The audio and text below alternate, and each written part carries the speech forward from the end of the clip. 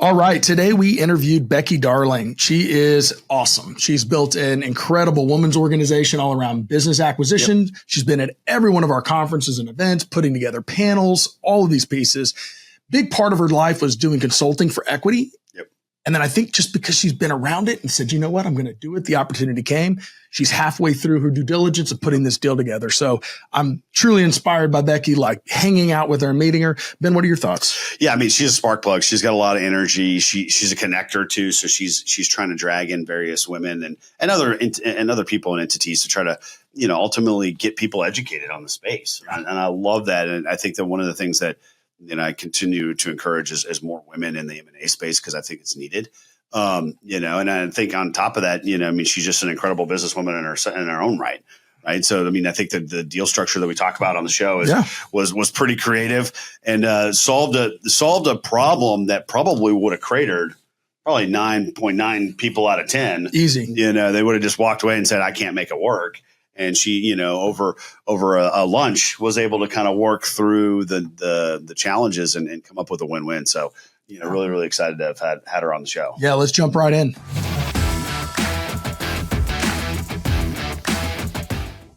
All right. Hey, it's Casey here. Mark your calendars for November 1st. It's going to be another M&A Launchpad conference. This is going to be power packed. We continue to add incredible value around independent sponsors, the ETA, women in entrepreneurship, anybody that's thinking about buying, selling, acquiring, growing, anything around your business. This is going to be very, very nice there in Chicago on November 1st.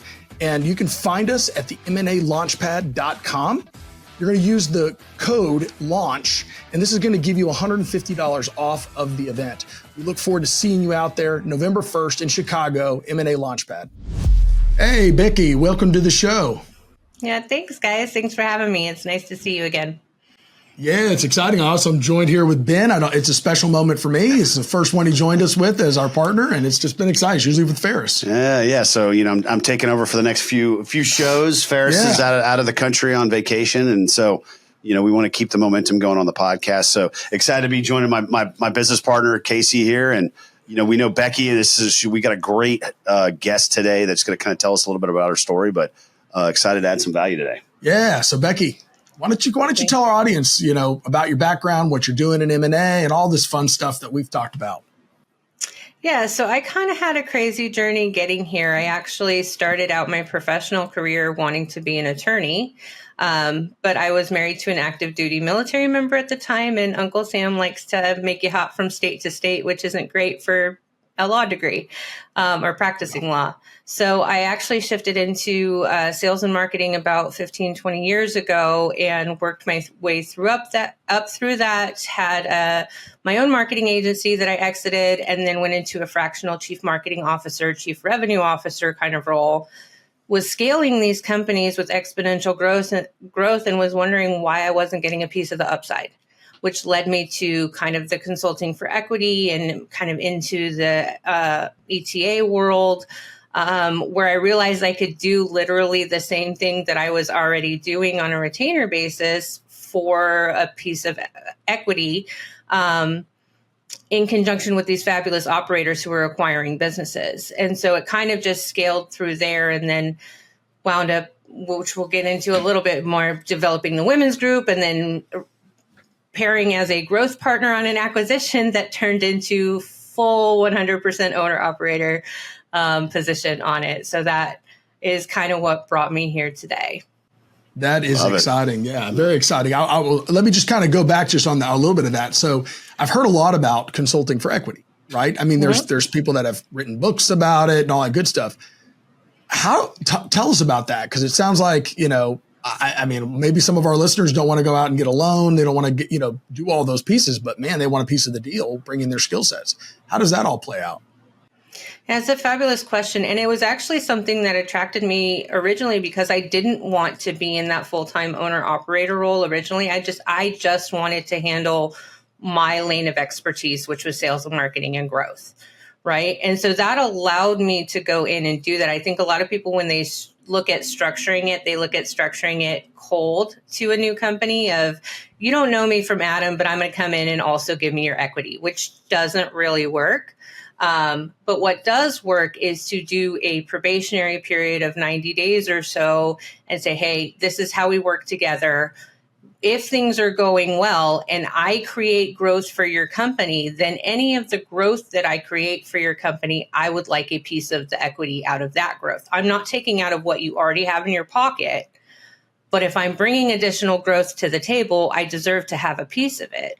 And usually business owners are pretty amenable to that because they realize like that's not something that they need to have on their plate. It's something that they were looking for an expert to come in and do anyway. And then it better aligns your incentives.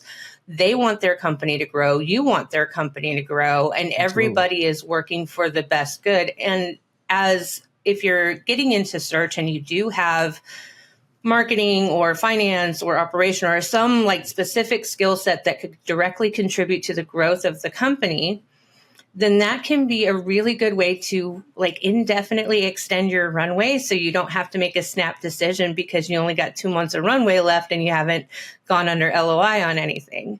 Like It gives you the opportunity to say no to the wrong deals until you can find the right deal. But also keep yourself in the search and looking and building the skill set that may be hard to do if you're still full-time at a W-2 for all of your income.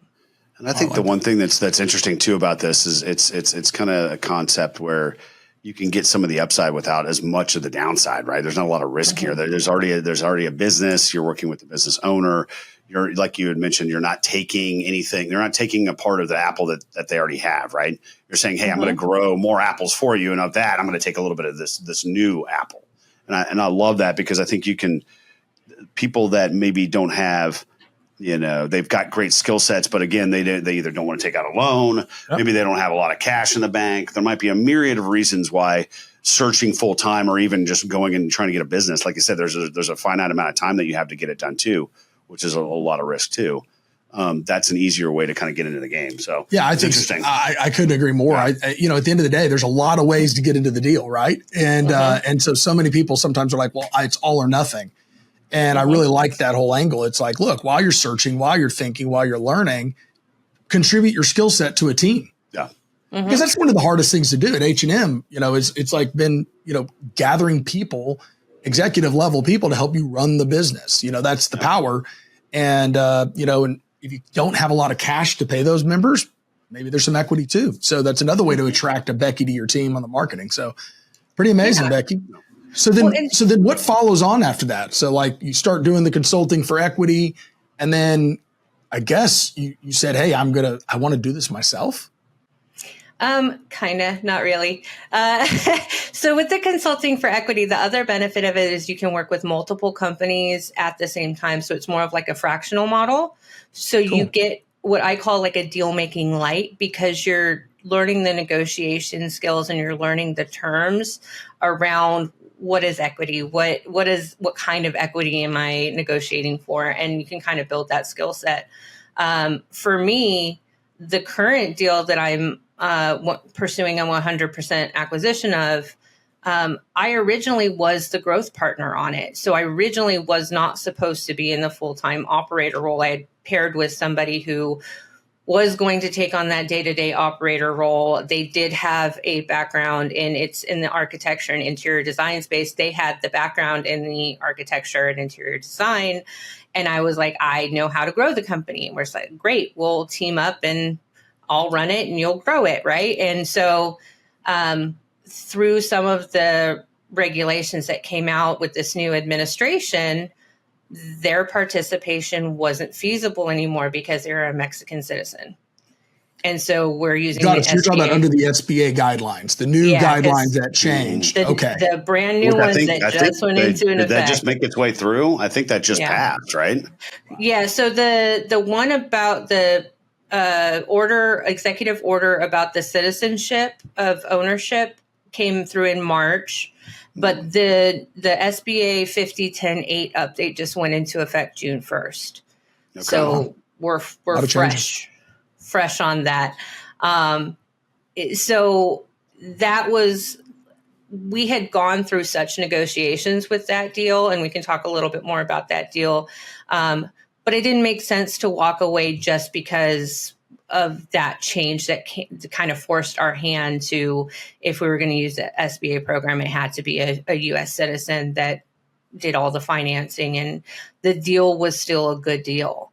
So it didn't make sense for me to walk away from it. And the more I got into exploring, because then now the question is, I'm shifting from consultant for equity, where I only have a minority share and I'm not responsible for the entire company, to I'm buying two companies that I will be 100% responsible for in an industry that I don't have deep industry experience in. So how do I mitigate those risks? Those are great questions to ask. No, and I think I'm actually curious, right? I mean, I think let's dive into this deal, right? I mean, you've told me a little bit about it in the past, but I think our listeners would love to kind of hear, how you found it, how you're structuring it, how you're de-risking it, like you said, because I think that's the one thing that, like, whenever I got into this business, is like, how do you go buy a company in an industry that maybe you don't have a whole lot of deep experience in, right? Right. So I'd love to kind of understand your how you did that and how you're de-risking the deal. And that's because I have a ton of Chrome experience. Yeah, that was it. Yeah. 20 years. So the first line of defense or risk mitigation that people were going to is the partial equity rollover, right? That's your first play of, I'll keep the current sellers on, but at a minority equity share, and then I will just take over operations and we'll move forward with it. So the original deal that we structured, this is for an architecture firm and interior design firm. It's about 770 in total combined EBITDA. They're separate entities, but we're buying them in a package. So originally we were just going to have the sellers stay on for minority, and they were going to continue doing the architecture and the stuff that requires the industry experience, and that de-risks it for the SBA because they've been running the business successfully for 20 years. If anybody knows their business, it's them. And then the SBA 5010-8 updates came out and said, if you're doing partial equity rollover, no matter how much the sellers are having, they have to personally guarantee that for 2 years, and it has to be a stock sale, and all of these other requirements on it that effectively kind of killed our deal structure. And I got that news. I mean, that's just I've been doing the SBA stuff for 20 years, and I do not understand that one. And we're not here to unbundle that, why they did it, but just crazy. Yeah. And because I think at the end of the day, you use that as a way to kind of try to, mitigate how much cash you have to put into the deal. And you're de-risking though. Keeping that seller on is like smart. It's not a bad thing unless they're saying, hey, most sellers they don't work out. Now working with a seller that have stayed on, maybe that's their concern. I don't know. Yeah. But sorry that happened to you. That kind of ruins the deal and at least that structure for you. Yeah. It was stressful because we had taken a lot of time to negotiate to the point of getting to a signed LOI on this. It was an extended period. Like, I think it was 5 months or so to get an actual signature. And literally the morning I got the signed documents back, the update came out and said this deal structure no longer works. So I had to go back. I honestly kind of panicked for about 2 hours or so. I was in California at the time, and I was like, you know what? I'm just going to go find a Texas Roadhouse. I'm going to have a steak and a Dr. Pepper so I feel like I'm at home again, and I'm going to figure out what to do with this deal. And I just spent a lunch hour with my daughter, had a great time, focused not on the deal at all, and I came back within 2 hours with an idea of how to restructure it, ran it by my attorney, and I said, hey, is this feasible? Is this something we can do? They were like, yeah, we'll sign off on that. I went to their broker. I had to explain to the seller's broker kind of what the update was and what the deal structure was. But I think that proactive nature of it, they were back on board. They're like, we trust you. We believe that this is something that, at the end of the day, what we want out of this deal. And if the structure accomplishes that outcome, we're okay if the details are a little bit changed here and there. And I said, great.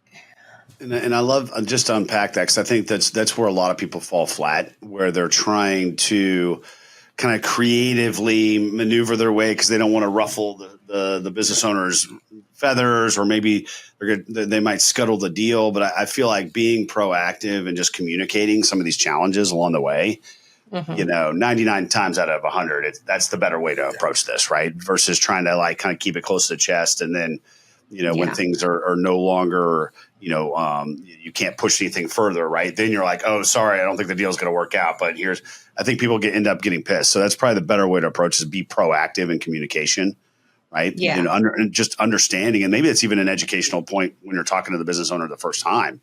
Like things are probably going to change. There's going to be some ebbs and flows, especially through a due diligence or an inspection period. We're going to have to go through and a Q of E is going to be another point of contention, right? When you're doing your financial due diligence. But you'll always have issues there. You'll always have issues, right? And I think, communicating that, if there's a broker, obviously through them, because they can be the advocate too, they want the deal to close. So they're going to try to go to bat for you a little bit. But never trying to keep it close to the chest. I just don't feel like that's the right move. Well, and I think that carries on beyond the acquisition too. I don't know if I caught this. So did you find it off market? Did you guys find it? How did y'all find the deal?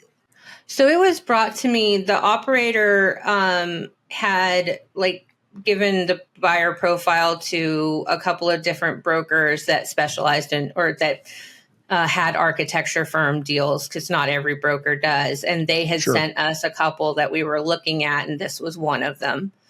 So it was an on-market listing. But we wound up, the deal structure was also great. And I'm going to go into this after everything is solved and I can give more details, but we beat out everybody else that came to the table with more cash because our structure considered the owner's legacy and what they wanted for their people. And I was able to communicate that up front, we're not going to be doing as much cash because also that reduces your capital gains implications. But we're able to, because you're going to have that rollover equity in the original deal, it's actually going to put more money in your pocket on the back end. So we're taking care of your people. You're going to get more cumulatively. It just doesn't come up front in cash. Nice. So you weeded out the other guys because you brought in legacy. Yeah. Considered the employees, but the rollover equity then becomes a concern, right? So that's where, got it. And how long in that process did you guys get from that conversation to then you had to go to her and say, hey, rollover equity's off the table, or it needs to be restructured? So I had kind of had my eye on it, but like I said, the day that they agreed to the rollover equity structure in the LOI was the day that the update came out and said rollover equity is a no-go. And so within 2 hours of me getting that update and having the steak and Dr. Pepper, because that's really, really important, was I talked to the attorney and the broker and I said, I'm happy to redraft an entirely new LOI if you want me to with the new updated deal structure, or we can just get started on due diligence and hammer those details. I can send you what we're proposing to mitigate that, but it achieves the same outcome. So if we're good to go with starting on due diligence, then we can start on due diligence and work that out in the purchase agreement. They were like, yeah, we're totally okay with it. Just give us an overview. We had to have a call with the broker and the sellers and just kind of go through, this is how it's changing. This is what it means. And essentially what we did was we were able to structure it in a way that one of the things that they're very concerned about was taking care of their people. So they had a couple of key employees that they wanted to make sure had good retention bonuses. And I had a problem in that I am not a licensed architect. So for me to buy an architecture firm in the state of Colorado, which is where this one is based, is I have to have a licensed architect as a minority owner and the architect of record who handles all of that side of stuff. I can handle all of the business stuff, but I have to have somebody in that role. And so what I did is I just drafted a plan where the key employees stepped into that minority equity place. They become the ones that are now the head of, and because they hadn't previously owned the company, it's SBA compliant. Right. And so awesome. The sellers get 100% exit SBA compliant. We can create a separate entity where they can advise for 12 months and contract for 12 months. So there's no interruption to the works in progress. The agreement that we had already had was kind of a 12-month transition period. So it keeps everything in place. It just delivers it through a different method. Well done. And so thank you. That's how we were able to kind of get there. And so, kind of, you said there was about a 5-month, like, have you guys closed yet? Or, like, just to kind of give our listeners kind of an idea of like how long, I think everybody's always so surprised how long some of these things can take, right? Yeah. So I'm about 50 days into the due diligence period. But I have just gotten to the part where we're finalizing things with our equity gap partner, and everything else is good to go. So we're on track to close within the 90 days, even though it's SBA and a double acquisition, which in and of itself, honestly, guys, I think is a little impressive.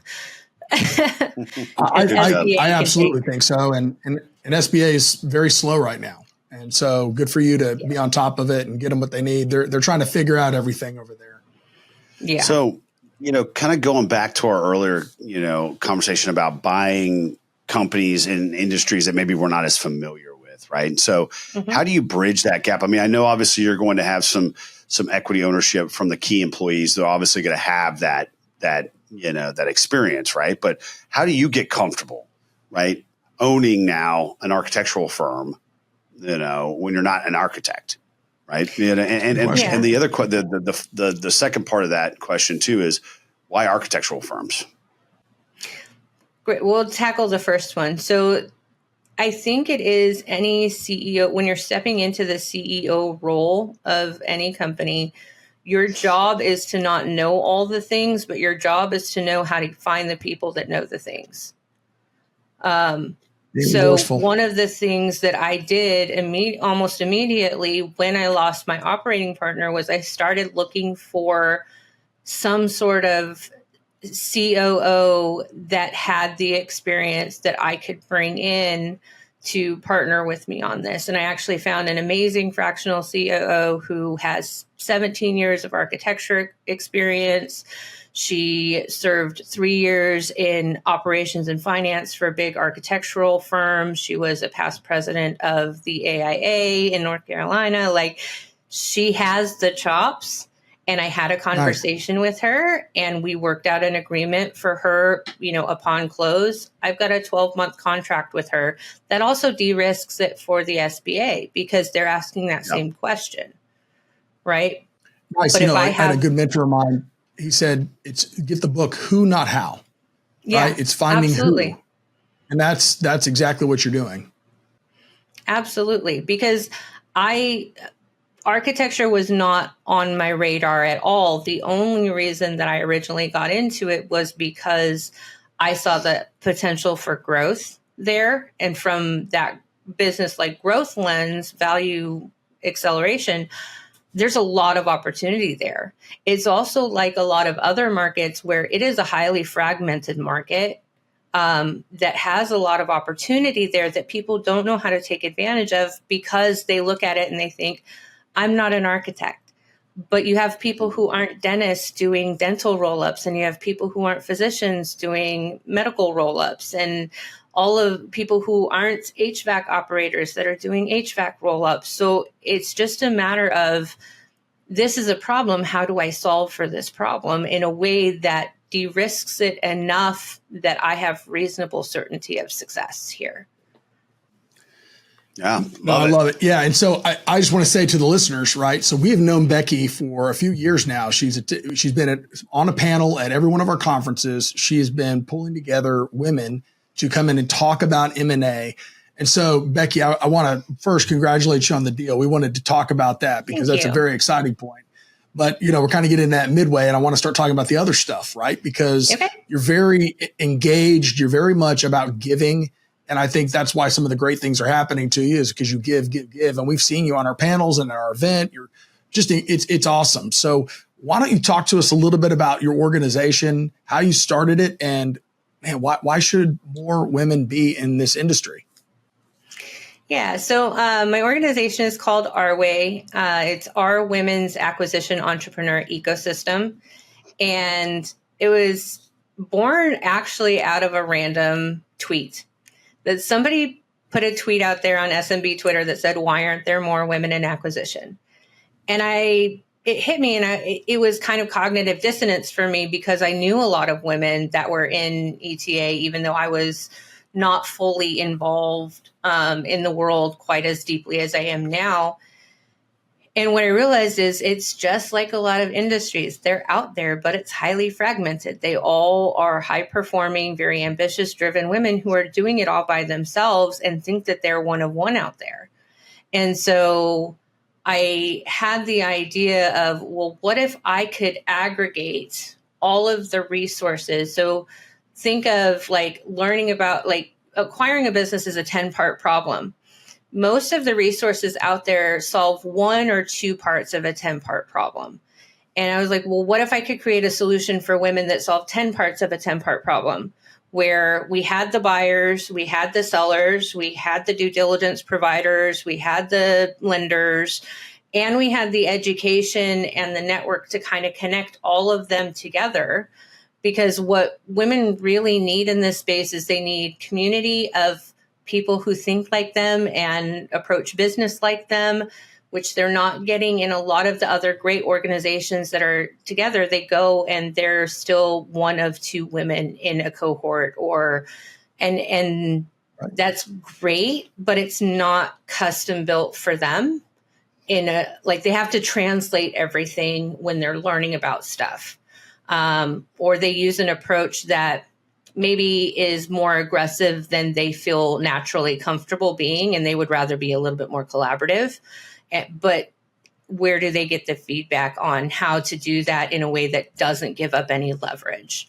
So we wanted to create the community. We wanted to create a professional network that if they didn't have it in this space, they could just tap into our network. And women are natural connectors. So we're like, hey, I know people. If I don't know people, I know people who know people. So like, let me hook you up. Sure. Just tell me what you need and we'll get you connected. And the last is like, they don't have the same access to funding, to capital. And a lot of them come from an entrepreneurial background where they maybe don't have the MBA. They don't have the B School alumni network. They're just out here hustling, figuring it out. And if we have people that have access to those networks and know how to help them learn how to talk to investors in a way that they'll pay attention to and be taken seriously, then I think that that's a really great resource for them to have. And that's why we call it ecosystem, because it's not one part of it, it's all of it. Yeah. And kudos. I mean, this has been one of the things that I've loved about Beki is just, I think sometimes you just got to shine a light on a problem.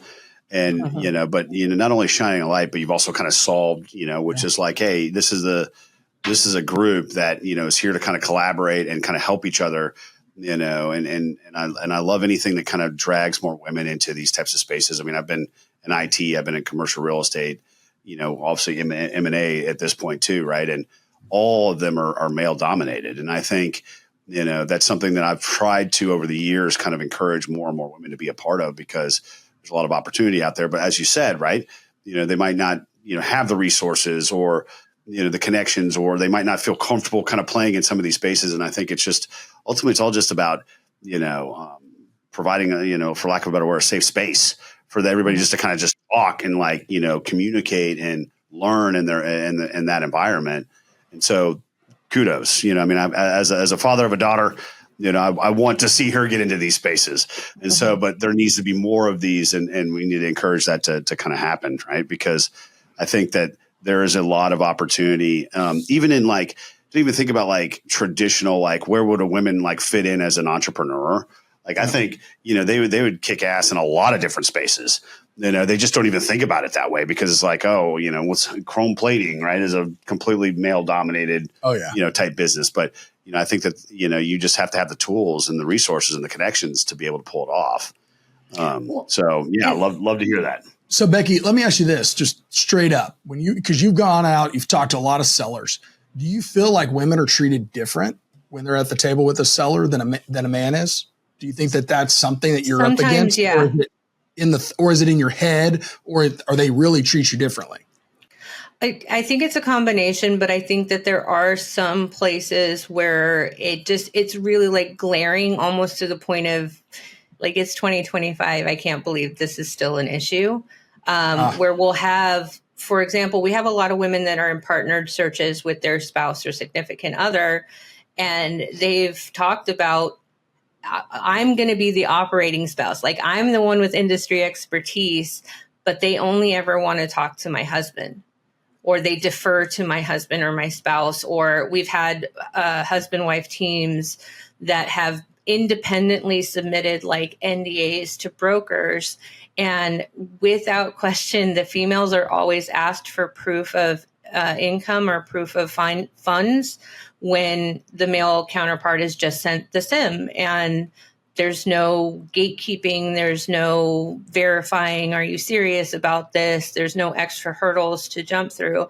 Now, that's not all case and not always the case. I'm not going to say that all brokers treat women that way, because we have some amazing brokers that we found that treat everybody kind of equally, which is how I think it should be.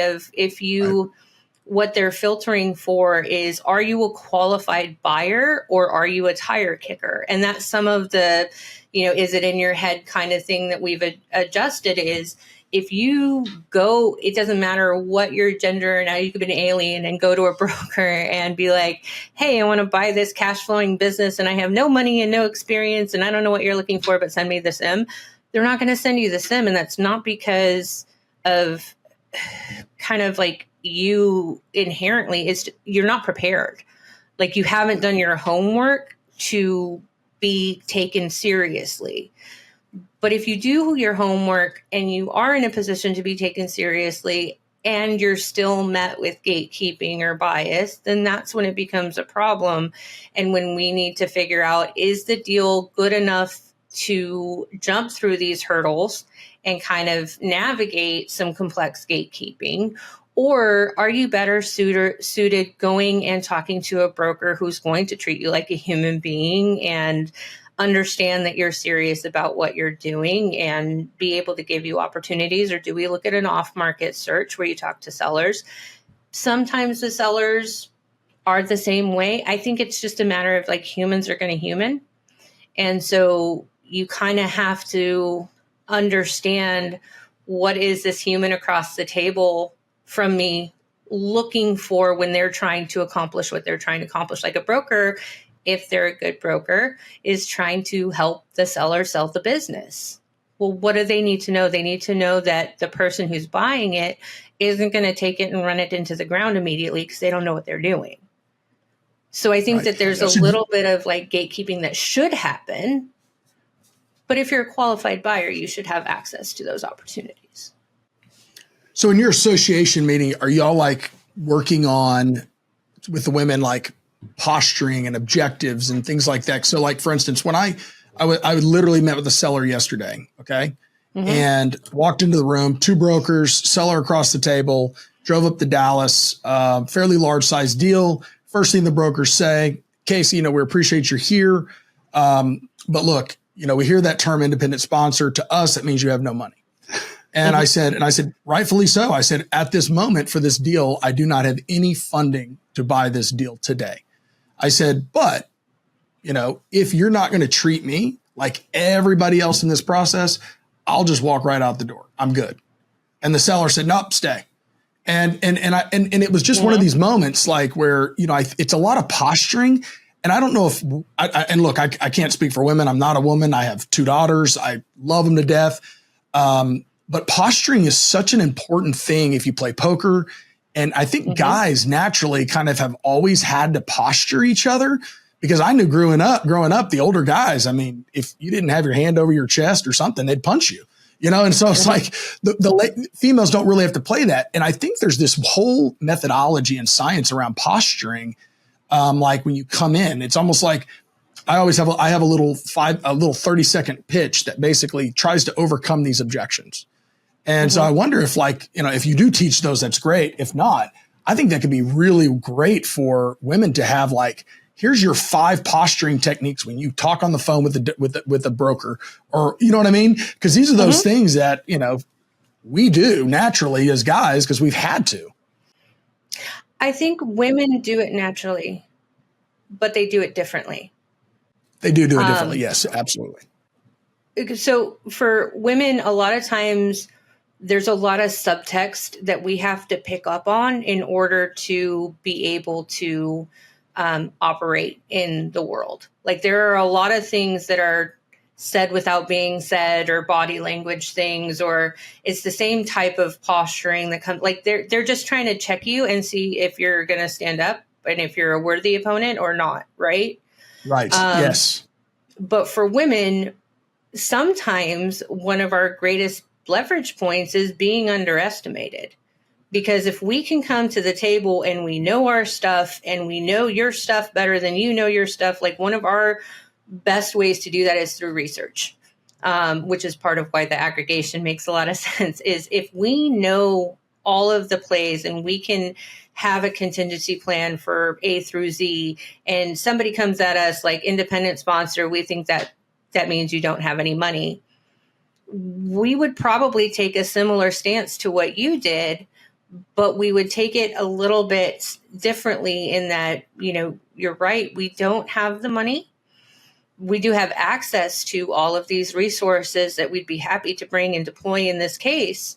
But if that's not of interest to you, then I'm happy to go elsewhere. So it's similar, but like slightly nuanced, right? Yes. Where it's not, if a woman came and tried to go toe to toe with a man using male posturing, they would lose 100% of the time.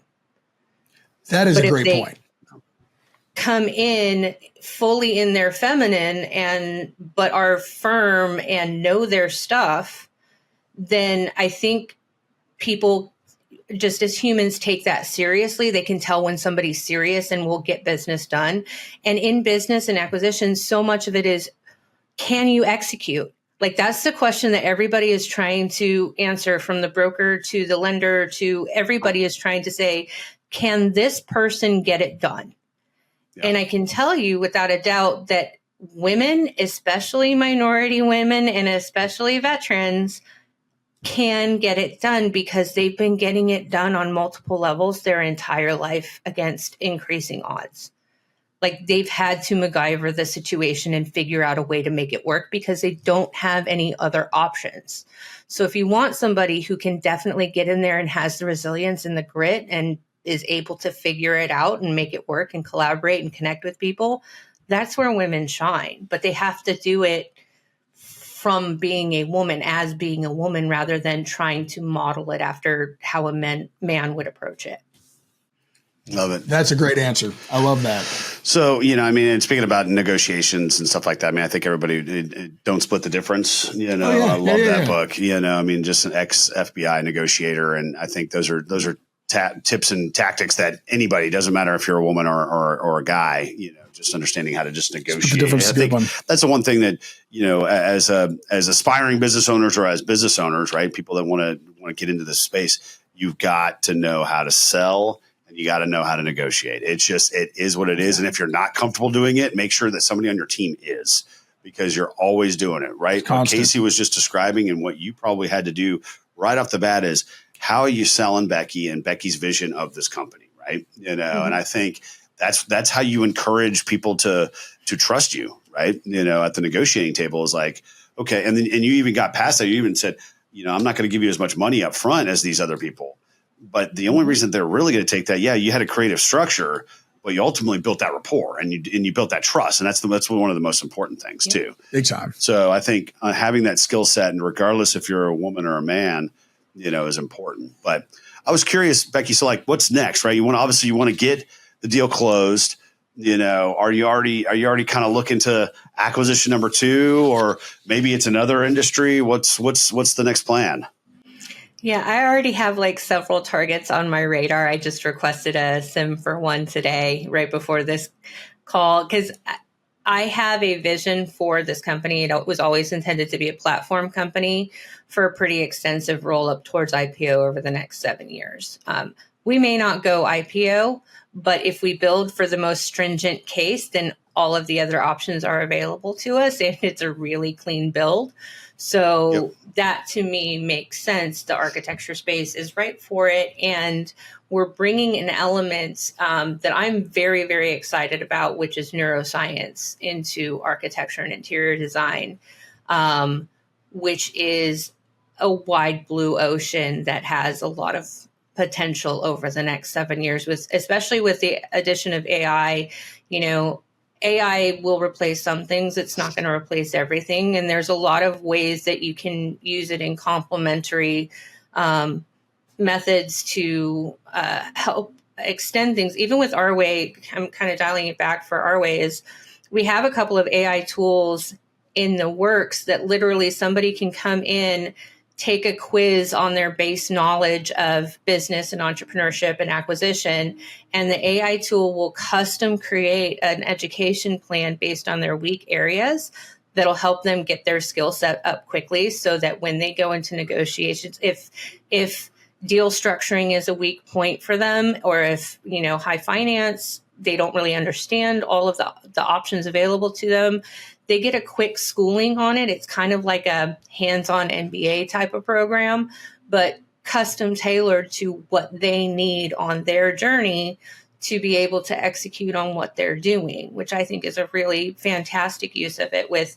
the acquisition, bringing in wellness tech and health tech to create literal high performance homes where if you live in this home, you will perform better, you will make more money, you will have a higher quality of life, and you probably are going to live longer. And bringing in the scientists to run the baseline studies so that we have the scientific data to support our claims that we're doing. I think it's a really exciting space to be in. And so my next frontier is kind of creating and moving into more of, I call it independent equity, because it's a different model than private equity. Where we're not trying to extract the value out of companies. We're trying to take what's there and plus add on to whatever their legacy is, expand their legacy. They can have, sellers can have a full exit, but it really is kind of built on the way that women run businesses and want to create more community and collaboration and bring it back to what really matters as we're moving into a time where we've got AI deepfakes and all of these things that are kind of promoting disconnection in a way. We're promoting connection through the way that we do business and the kind of businesses that we do, and giving people access to things that they didn't previously have access to using those kind of tools. So that's a brief snapshot of what I'm up to. I love it. You got to have a big vision. Yeah. And I love how we all think a little bit differently about business, and that's what makes us all unique. But having that mindset, especially as a female and being a business entrepreneur like yourself, I think you have an advantage over us guys, because we're kind of just meatheads at the end of the day, right? We're all pounding the same tool book, and you're like thinking totally outside the box, which I love.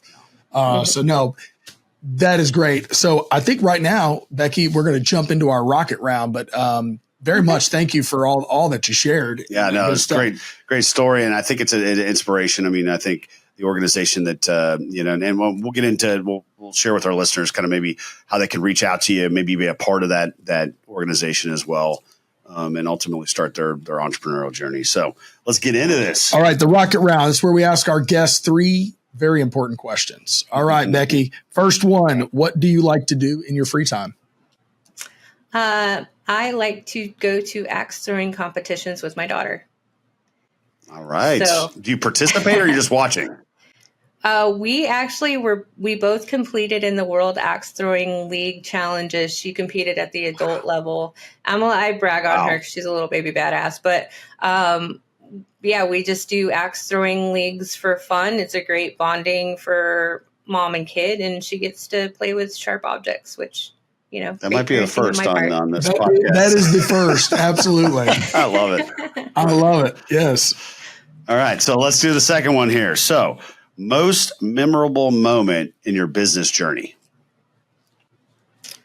I have to say, I've talked about it a little bit, but I think that lunch at Texas Roadhouse kind of defined that I'm all in, because I could have walked away at that point and just gone back to the consultant for equity and kind of stayed in my lane. And what digging in at that point and saying, no, I will find a way, or I will make one, kind of locked me into the ability to have that big vision that's now laid out for me, that I feel like this is a piece of my life that I have been searching for a long time. And I didn't even know what it looked like until I got here. But now that I'm here, there's no way I'm letting go. Like, I'm all in. This is what I'm doing now forever. So, love it. And, for our listeners, just to kind of tag on that, Becky, I think because, you're involved in the events, you're out there, you're around people, you're surrounding yourself with those people. It's almost like that pivotal moment where you're like, now it's my time. It's my turn. I'm here. It's given to me. And all of those things gave you that confidence, knowing that there's a lot of people out there, everybody that will help you along the way. So that's it matters getting engaged and getting involved. Even if you're not ready to do it today, get engaged and start getting around the people doing it, and that's why we host our events, and that's why we do what we do. So we can all come together and tell our war stories and things like that to help build the confidence to pull the trigger. So congrats on that one. I think one of the things that I really like about your events, that I appreciate about your events too, is every time that I've gone, there are always people that are doing bigger things that should have been impossible. Right. And so then the thinking starts to go from, acquiring one business is impossible to, no, that's totally doable. Well, what if I want to acquire like a chain, or what if I want to acquire a bunch of different complementary business? And you just start to think bigger because you're around people who think bigger. And then you get connected with the resources to actually execute on that. And I think that's what really makes the difference between the people that are able to do big, amazing things that make their lives really, like, elevate their quality of life. It's not easy, but it makes their lives better because they're doing these big, bold things and they can see what they're really capable of. And that's what I love. If you find it easy, please let me know. I would sign up for that any day. We can do simple, not easy. Sure. All right. Last question here. What is your favorite tool or resource? My favorite tool or resource, that's a really tough one because there are so many really good ones. But I do have to say that learning how to prompt ChatGPT the right way will help you shorten the learning curve for a lot of things. The quality of your prompts do dictate the quality of your output, but I've been able to do some amazing things with, like, there's a prompt that can help you get McKinsey level insight into industries and kind of look at blind spots. And if you look at it from that perspective, rather than outsourcing your thinking to it, it winds up being a really great tool. Nice. Love it. Love it. Well, Becky, again, thank you for joining us. How can our listeners get a hold of you? The best way probably is through LinkedIn. You can find me, Beki Darlin, which will probably have the spelling of my name here somewhere because it's tricky. Other than that, you can get a hold of me through Ourway, which is OURWAEE.com. And I will be around at all of your events. Like, you guys aren't getting rid of me, so they can always come out. We would not want to. We're expecting a full room of women at these events. This is what we've got to have. You are doing it. Well, look, thank you so much for spending your afternoon with us. Congratulations on your project. We're going to have you back when your deal's done and you can tell us all about that fun stuff. Absolutely. I would love it. Thank you both so much. You've been so great. All right. Thanks, Becky. Have a good one. All righty. Thanks. Thank you for listening to the M&A Launchpad Podcast. If you've enjoyed today's podcast and would like to support us, please leave us a rating and a review after you listen. I'm Casey Minshew, and I look forward to talking with you next week.